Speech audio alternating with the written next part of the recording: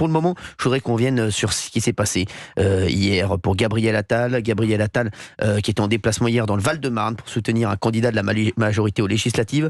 Et écoutez ce qui s'est passé. Que vous serrez la main, vous, parce que vous êtes bien. Mais il faudra dire au président qu'il ferme sa gueule. Voilà, c'est tout. Vous avez compris? Vous allez bien? Ouais.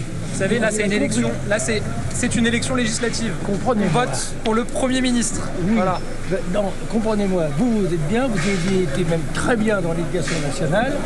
Pour l'instant, ça va bien. Mais alors, le président, c'est lui qui nous fout dans la merde. C'est tout. Allez. Bon. Et bon courage. On compte sur vous pour se battre contre les extrêmes. Sur vous pour le 30. Oui, mais c'est à vous que je dis bon courage. C'est pas. D'accord, mais c'est une élection législative. Ben oui, mais. Vote pour le Premier ministre. Voilà. Ok. Allez, au revoir.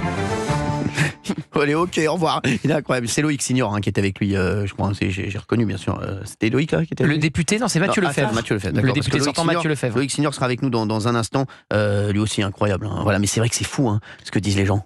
En fait, ça prouve que les députés de la majorité ont raison quand ils demandent à Emmanuel Macron de rester discret pendant cette campagne.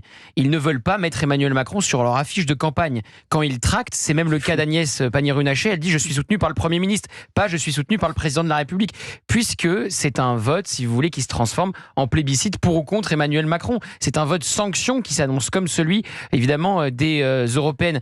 Donc c'est pour ça. Déjà aussi, les députés en veulent énormément à Emmanuel Macron. Il a sacrifié tout le monde, encore une fois, son gouvernement, son Premier ministre, qui n'était pas dans la boucle et qui n'a pas été mis dans la confidence de la dissolution, qu'il l'a appris au téléphone.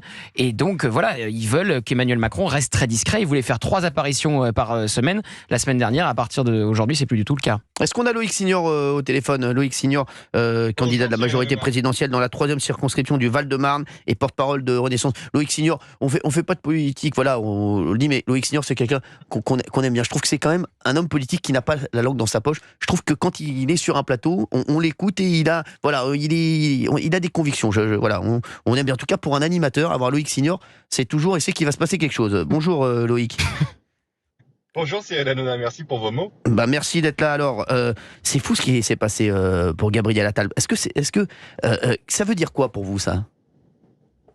Ça veut dire pour moi qu'il y a un climat de tension dans le pays, mais en revanche, je tenais à vous le dire, comme j'ai pu le dire hier sur une autre antenne, on ne parle pas comme ça au Premier ministre. Oui. Et on ne parle pas comme ça du Président de la République. Sinon, quelle image on donne à nos jeunes? Et on rejoint quelque part la critique que je peux faire moi face à mon adversaire Louis Boyard, c'est de donner l'impression que il n'y a pas de respect, qu'il n'y a plus de respect dans ce pays et qu'on peut tout dire de toutes les manières. Moi, je m'oppose à ça, c'est pas comme ça que j'éduque mes filles. En fait, vous voyez. Donc, qu'il y ait des désaccords, c'est sain. Qu'il y ait des débats, c'est naturel. Et nous, on défend la démocratie. Et c'est pour ça qu'on appelle les Français aux urnes le 30 juin. Mais c'est pas des manières de parler à un Premier ministre. Et c'est encore moins une manière de parler du Président de la République. Gauthier Lebret. Loïc Signor, c'est quand même symptomatique de ce qui se passe. Si vous voulez pas mettre Emmanuel Macron en avant dans votre campagne, c'est bien qu'il y a un rejet de la personne du Président. Et c'est ce qu'on a vu hier avec Gabriel Attal. Il y a l'une de vos consoeurs, une éminente consoeur, à vous, Catherine Ney, qui a écrit qu'en politique, en France, l'amour dure 5 ans. Et je crois que je suis assez d'accord avec elle. On a 7. Et on l'a vu avec chacun des présidents de la République qui ont du mal, à la fin de leur mandat, de convaincre les Français parce qu'il y a une usure, il y a une lassitude. Emmanuel Macron, il a fait quelque chose d'extraordinaire, d'exceptionnel dans la 5e République, c'est qu'il a été réélu en dehors d'une période de cohabitation. Donc il en est à 7 ans. À 7 ans, avec une réélection au milieu. Avec, en plus, et ça rejoint un peu les débats que vous aviez précédemment sur Jordan Bardella, le courage d'avoir fait des réformes impopulaires. La réforme des retraites, la réforme de l'immigration, c'est pas des choses, ou l'assurance chômage, c'est pas des choses qui ont forcément été populaires dans le pays, qui ont été acceptées par tout le monde, mais on a sans doute, et moi le premier, jugé qu'elles étaient nécessaires, ces réformes. Et quand je vous entendais dire tout à l'heure que Jordan Bardella se débinait un petit peu de ses promesses, Emmanuel Macron, Elisabeth Borne et Gabriel Attal ensuite ne se sont pas débinés avec une majorité relative. Ils n'ont pas détricoté leur programme. Ils n'ont pas dit aux Français, on verra plus tard finalement pour ce qu'on vous a promis depuis 2 ans ou 3 ans.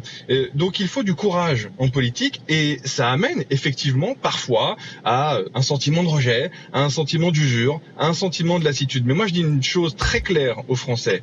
La politique que mène Gabriel Attal, c'est la politique d'Emmanuel Macron. Et la politique d'Emmanuel Macron, avec les crises qu'on vient de subir ces 5-7 dernières années, eh bien je pense que c'était la meilleure pour le pays et elle était sans doute meilleure que celle de Marine Le Pen ou de Jean-Luc Mélenchon. Parce que aujourd'hui, et je t'en terminerai par là, c'est ça le choix choix qui se pose aux Français dans une dizaine de jours. Est-ce que vous voulez Gabriel Attal à Matignon? Est-ce que vous voulez Jean-Luc Mélenchon à Matignon? Ou est-ce que vous voulez Jordan Bardella qui ne veut plus aller à Matignon? Merci Loïc Signor. Vous avez des chances de battre Louis Boyard ou pas?